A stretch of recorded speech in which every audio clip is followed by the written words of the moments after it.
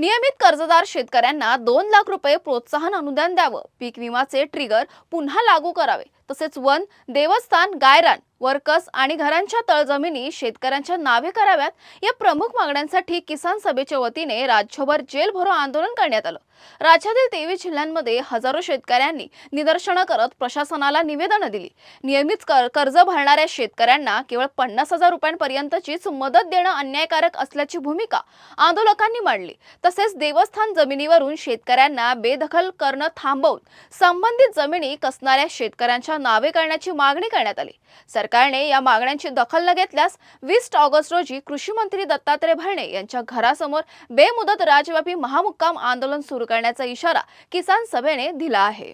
आज किसान सभेच्या वतीनं राज्यातील 23 जिल्ह्यांमध्ये शेतकरी श्रमिकांची प्रचंड मोठाली आंदोलनं करण्यात आलेली आहेत। नियमित कर्जदार ज्यांना केवळ 50,000वर त्यांची बोलवणूक करण्यात आलेली आहे। आम्ही नियमित कर्ज भरलं म्हणजे पाप केलं का, चूक केली का, आम्हाला का शिक्षा करतायत, असा आवाज राज्यभर किसान सभेच्या वतीनं आज उठवण्यात आलेला आहे। त्याच्या जोडीलाच पीक विम्याचे जे ट्रिगर काढून टाकलेले आहेत तो मुद्दा उठवण्यात आलेला आहे। वन जमिनी आहेत, देवस्थान जमिनी आहे, गायरान जमिनी आहे आणि घराच्या तळजमिनी आहेत, हे मुद्दे सुद्धा मोठ्या प्रमाणामध्ये आज उचलण्यात आलेले आहेत। राज्य सरकारला आम्ही अपील करतोय की ह्या मुद्द्यांची तातडीनं सरकारने दखल घ्यावी।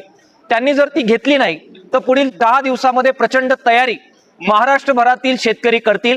कृषी मंत्री दत्तात्रय भरणे यांचं जे इंदापूर या ठिकाणचं निवासस्थान आहे त्या ठिकाणी आम्ही कूच करणार आहोत।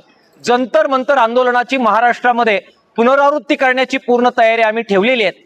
त्या ठिकाणी कृषी मंत्र्यांच्या दारात नियमित कर्जदारांचा, पीक विमा धारकांचा आणि वेगवेगळ्या प्रकारच्या जमिनी जे शेतकरी कसतायत त्यांचा प्रश्न घेऊन आम्ही बेमुदत बसणार आहोत। जोपर्यंत प्रश्न सुटत नाही तोपर्यंत हजारो शेतकरी दत्तात्रय भरणे यांच्या दारात बसून आंदोलन करणार आहेत। महामुक्काम आंदोलन आम्ही करणार आहोत। सरकारने ती वेळ आमच्यावर येऊ देऊ नये। जर सरकारने आमच्यावरती वेळ आणली तर जबरदस्त अशा प्रकारचं अभूतपूर्व आंदोलन महाराष्ट्रामध्ये होईल। सरकारला हा इशारा आज संबंध 21 जिल्ह्यांमध्ये देण्यात आलेला आहे।